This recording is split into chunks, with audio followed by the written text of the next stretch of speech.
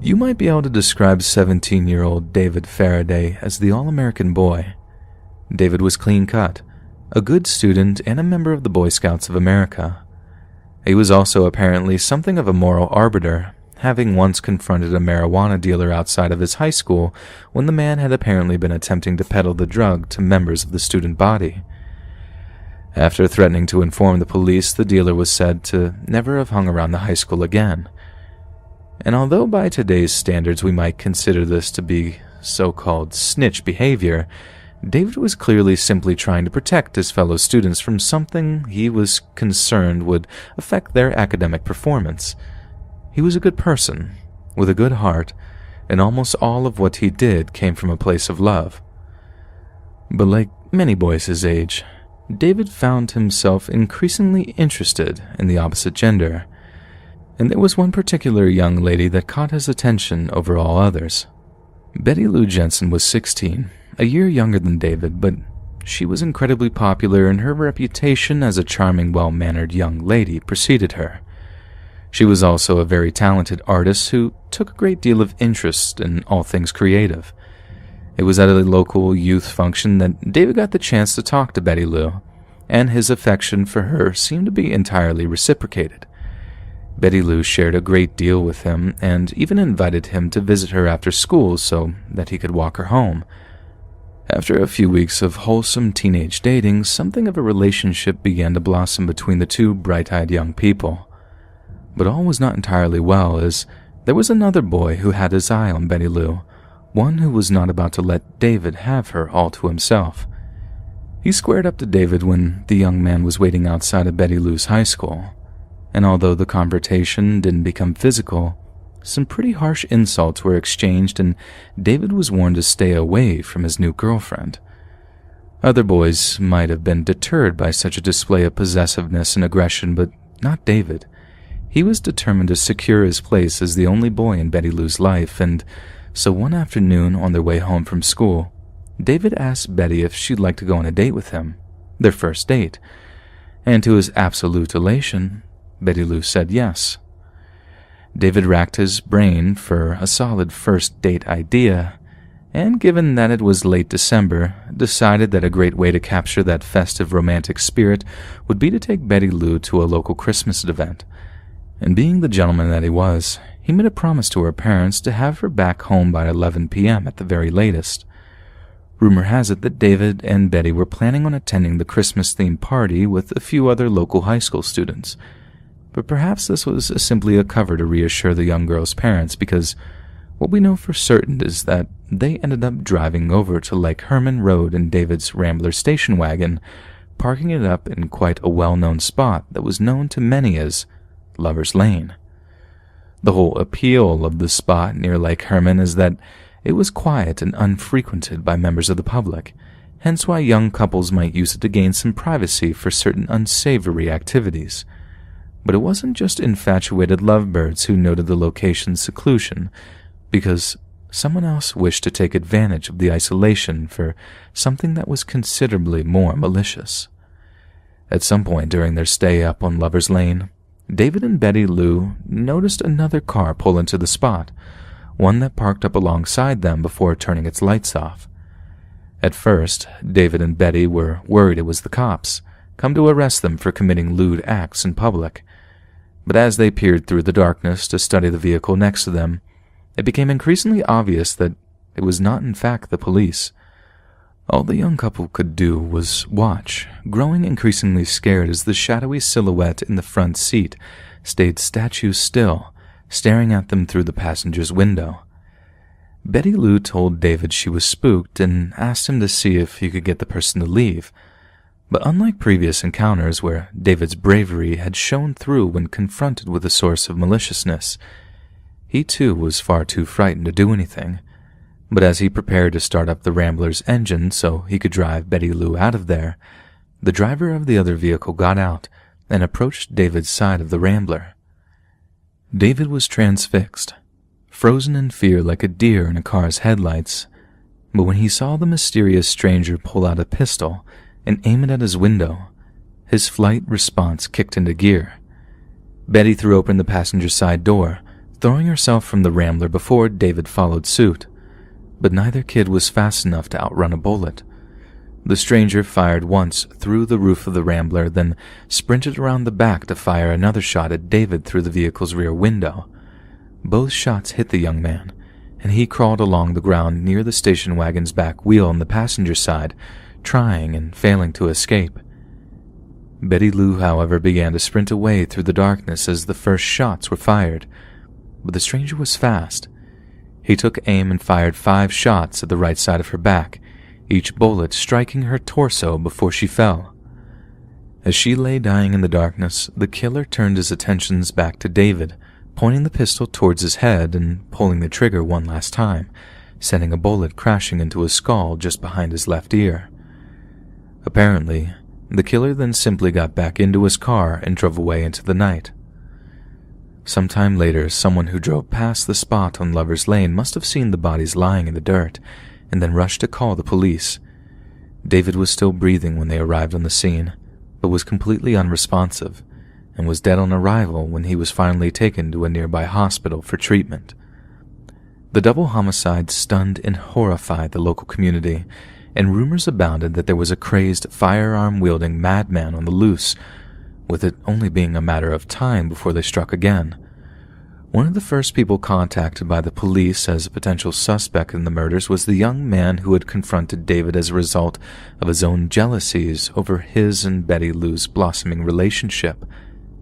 But it was discovered that this young man had a strong alibi for his whereabouts, meaning there was no way he could have been the mysterious, bloodthirsty stranger who pulled into Lover's Lane that night. As the summer of 1969 drew to a close, journalists and law enforcement alike wondered if the teenage lover's killer would ever be found, but little did they know that the nightmare had just began, and what would follow would continue to baffle all those involved for decades to come. Because the man who took David and Betty Lou's lives that evening, the man who relentlessly fired bullet after bullet into the Rambler station wagon, would come to be known by a name that would echo through the annals of true crime all over the world: the Zodiac. Zodiac's identity remains a complete mystery even to this day.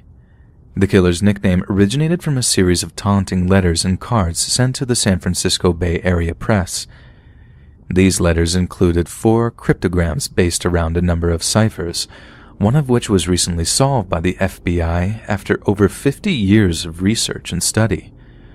We know for certain that the Zodiac murdered 5 people in Benicia, Vallejo, Napa County, and San Francisco in the 11 months spanning December of 1968 and October of 1969.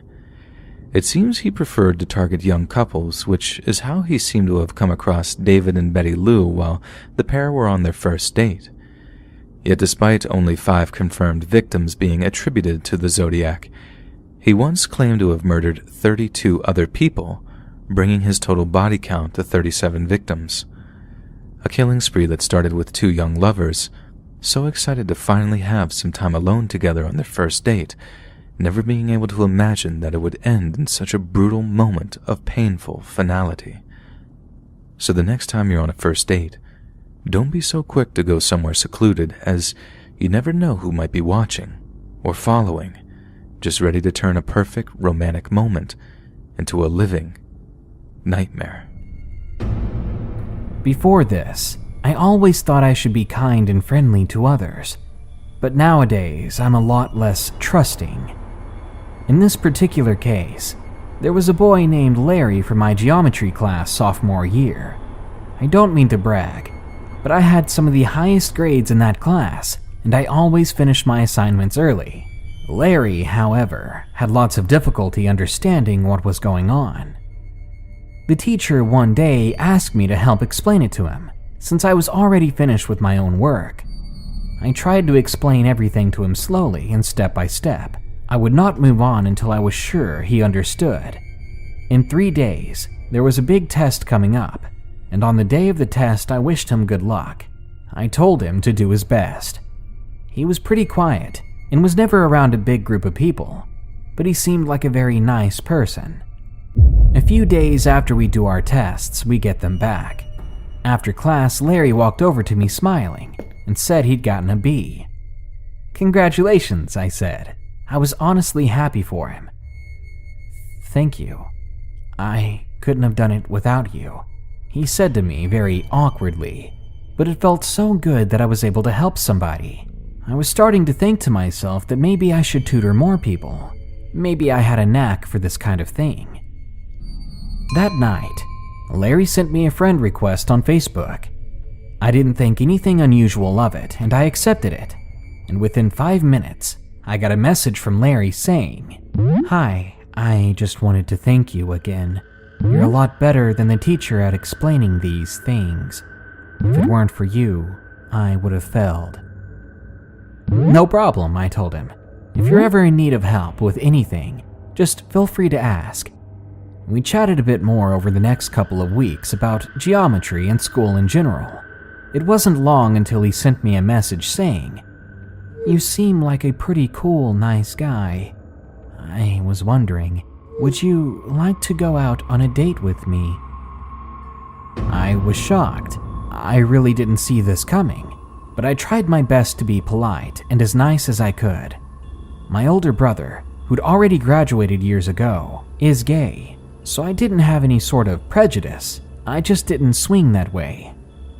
"Sorry, Larry, but I'm not gay," I told him. "I'd be glad to still be friends, though. You're a really nice guy," I said. He replied with just, "Okay," and he didn't send any further messages. He didn't look in my direction at school either after that, and I was starting to worry that I'd lost a friend. A few days came and went. One day I got home to see a few comments Larry had left on my Facebook pictures. They said really mean things. Things like, "What an ugly picture," and "That face could make children cry." My family and a couple of friends responded telling him how his comments were rude and unnecessary, and I deleted them all rather than blocking him right away like I should have, and I sent him another message. "Hey," I said, I'm sorry I hurt you by saying we can't date, but that doesn't mean you should be bullying me like that. I've done nothing wrong to you, and I don't want to have to block you." About an hour later, he sent me a message that had me shaking and in tears. I can't remember all of the vile things it said, but I'll type up what I remember. It said something to the effect of, "As if I'd still want to date your ugly self anyway. Your biological parents didn't want you, so why would anyone else? You're a worthless piece of trash, and you should probably just die. In fact, you shouldn't have been born at all. I'd slit your throat myself, but you aren't worth the prison time. You should kill yourself instead. Make this world a better place and just die already. And if you don't, I might just change my mind and do it myself." I walked over to my mother and handed her the phone. She saw the cruel words, she saw those death threats, and she saw how upset I was that someone would say such things to me, especially after I did nothing to them but be nice. I mentioned in passing during one of our conversations that I was adopted, and he even used that against me. My mom then called the sheriff and told him what was going on. Larry switched schools, and I got a restraining order against him. I left social media afterwards, and I haven't gone back online just yet. Nowadays, I don't go out of my way to be kind to people, and I distance myself from them. I don't harbor any ill feelings against Larry, and I hope that he got the help he desperately needs. Not a day goes by that I don't hope that he was exaggerating about those death threats, because if he was mad for me doing nothing wrong to him, imagine how mad he was now that I got him kicked out of his school. Larry, I really don't want to see you again. I was 16 at the time. I rode the public bus to and from the school. This particular day, I had done some special effects makeup for my classes, so I had fake blood running down my face, and I couldn't be bothered to take it off before leaving school. Now, I knew that people on the bus would stare and ask questions, so I wasn't surprised when a man in his mid-30s started asking about the makeup. He asked the usual questions like, "Did you do it yourself?" So I expected the conversation to be over quickly, but boy was I wrong. This man, who said his name was Rob, started steering the conversation in strange territory, asking me if I had a boyfriend, to which I said I did, and then he asked if my boyfriend liked the makeup and if I was going to see him. I lied and said yes, he did, and that I was going to see him. Then he said with a creepy grin, "You remind me a lot of my sister." I was clueless as to what I should do, so I smiled back, and he continued and said that his sister was kind of a bitch, and went on to say that my sister was always lying about me to our family, and I had fantasies of breaking her like jewels. At this point, I was really terrified. My bus stop was like 20 minutes away, and I wanted to get out of this situation as soon as possible. Seeing that what he said was making me uncomfortable, he told me where he worked and what he did there, and I just nodded along the entire time. Closer to my bus stop, he said, "Do you want to come to my house? I have a freezer full of pizza and ice cream. Maybe we can hang out for some time." I politely declined him, saying that my boyfriend was waiting. I got off at my bus stop and speed walked to my home, all while being on a call with a friend, telling them what had happened. Things were fine after that. I changed my bus route so that I didn't run into him again. But one afternoon, I had to go to the store, and that was on the old bus route. I was nervous getting on the bus, but I became happy when I did not see Rob on there. I did my shopping, and just as I was leaving the store, I saw Rob standing by the door, staring at me. He walked towards me with a grin on his face and wrapped his hands around me. I pulled myself away from him, saying that I was busy and I have to go. He asked what I was doing and that he would tag along, but I persistently refused him, and I told him I can't, and I walked towards a neighboring store that I knew would be busy. Sure enough, Rob followed me.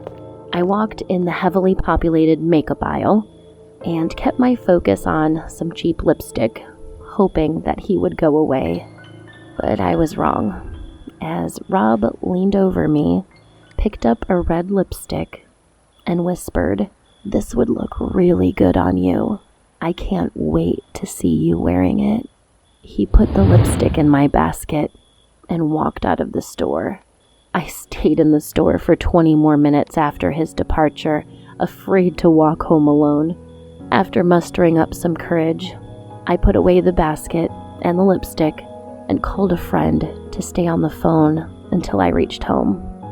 I don't know after that if he had followed me or not, but after that day, the motion detector light on my porch started coming on quite a lot, and I started hearing knocks on my bedroom window. Thankfully, I moved, and I have not seen Rob since.